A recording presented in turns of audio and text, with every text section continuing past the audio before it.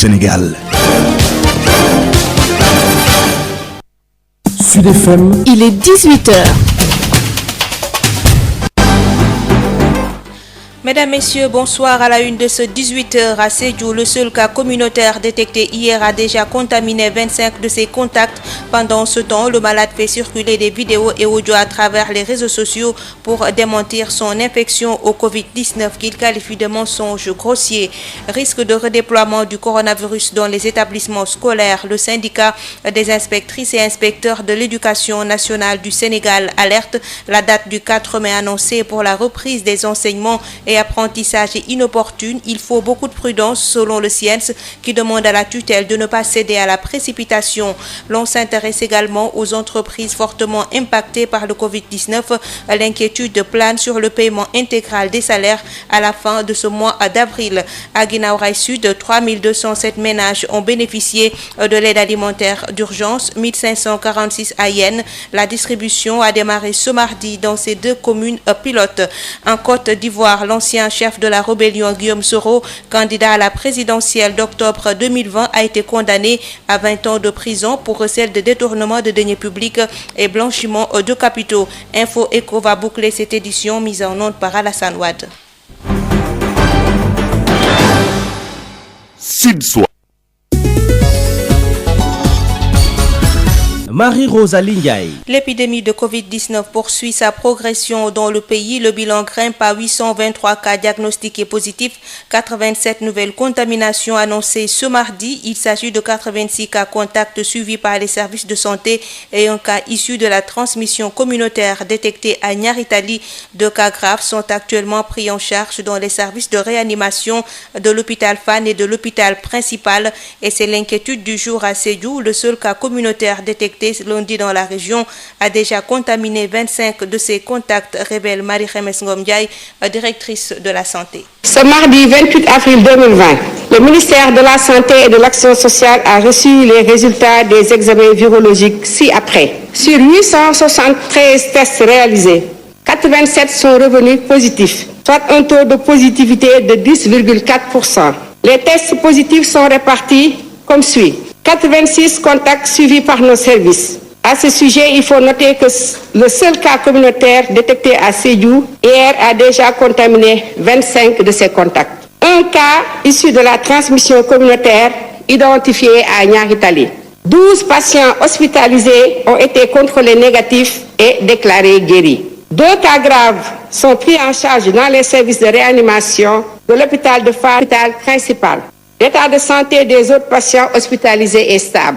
À ce jour, 823 cas ont été déclarés positifs, dont 296 guéris, 9 décédés, 1 évacué, 517 sous traitement. Le ministère de la Santé et de l'Action sociale exhorte les populations au respect strict des mesures de prévention collective et individuelle, surtout au niveau des couches vulnérables telles que les enfants, les personnes âgées, les femmes enceintes et les personnes avec comorbidité, c'est-à-dire souffrant de pathologies quelconques telles que le diabète, les problèmes tensionnels, l'insuffisance rénale aiguë, de même également que les maladies sanguines telles que la drépanocytose.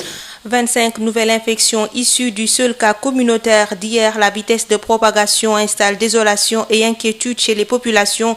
Le malade et ses proches de Mankanomba font circuler des données de l'infection virale sur les réseaux sociaux et pendant ce temps, les autorités administratives et municipales de la région restent dans un silence inquiétant. Moussa Dramé. Les résultats des prélèvements issus des cas contacts faisant état de 25 nouvelles infections provenant du seul cas de transmission communautaire de Mankanomba installent désolation et inquiétude dans la région de Sédhiou.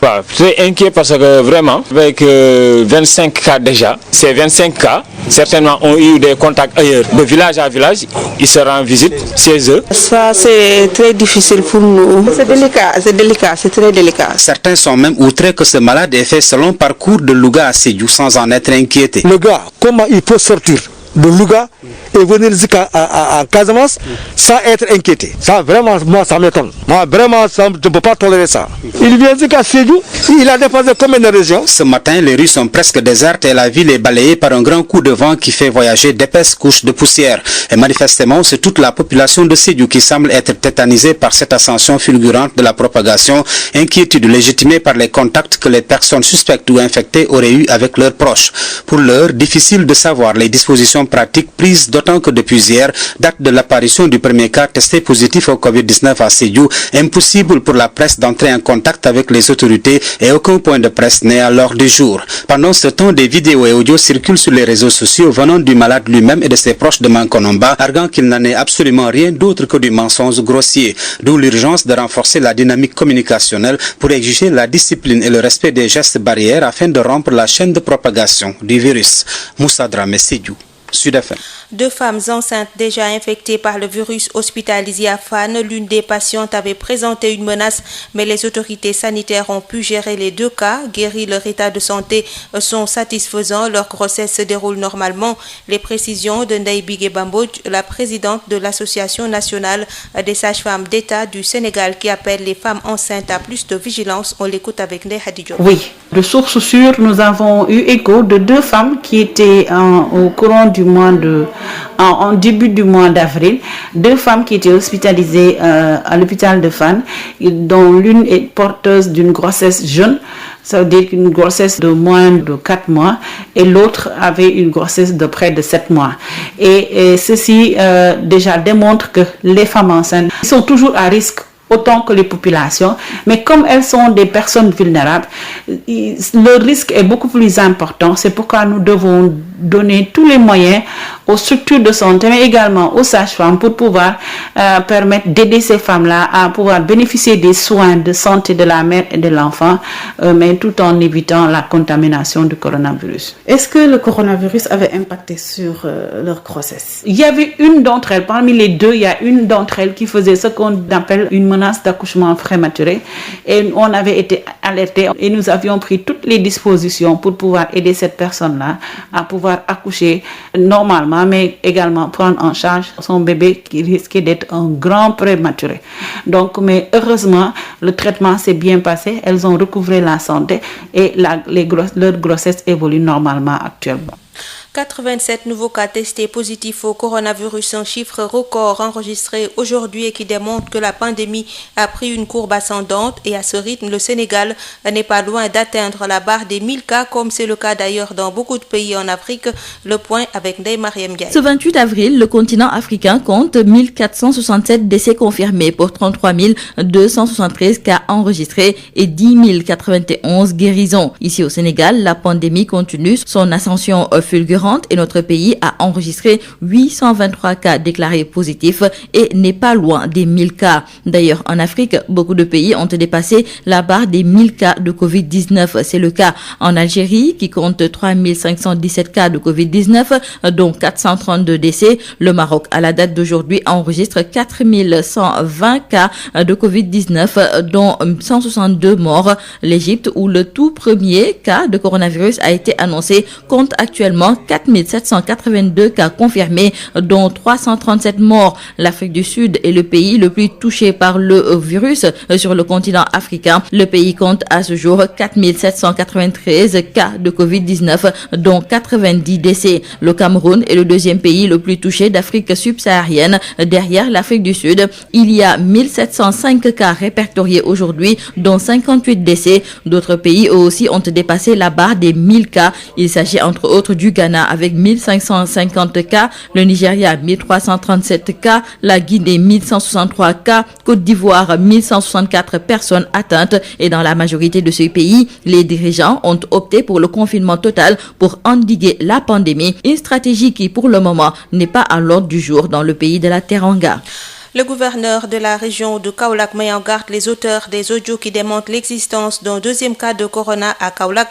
Depuis l'apparition du deuxième cas de coronavirus, des audios circulent dans le net pour démentir à travers le net l'existence du deuxième cas de Covid-19 à Kaolack. Cela a fait réagir le gouverneur qui les menace fermement. L'auteur de l'audio a été arrêté et sera présenté au procureur incessamment.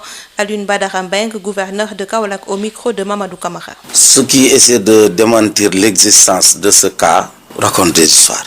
Ce cas existe. Ce deuxième cas-là, enregistré dans la région, au niveau de Kaolack, existe. Je crois que nous tous, nous avons écouté l'audio, mais l'auteur de cet audio-là raconte des histoires. Je crois qu'il convient de rétablir la vérité. C'est un cas de contamination communautaire. Ça existe. Ces genres d'audio sont à combattre. Et nous allons les combattre. Je crois que dorénavant, nous ne permettrons plus à personne de parler de ce dont il ne sait absolument rien. Donc c'est extrêmement dangereux et j'en profite pour lancer un avertissement. Surtout lui, pour lui lancer un avertissement solennel. Ça doit être la première et la dernière fois qu'il se permet donc de lancer des audios comme ça pour dire des choses dont il ne sait absolument rien. C'est un cas qui existe, contamination communautaire, le nécessaire a été fait, la prise en charge a été déclenchée et le reste a suivi, notamment la désinfection du domicile de la personne contaminée, la désinfection de son lieu de travail, le recensement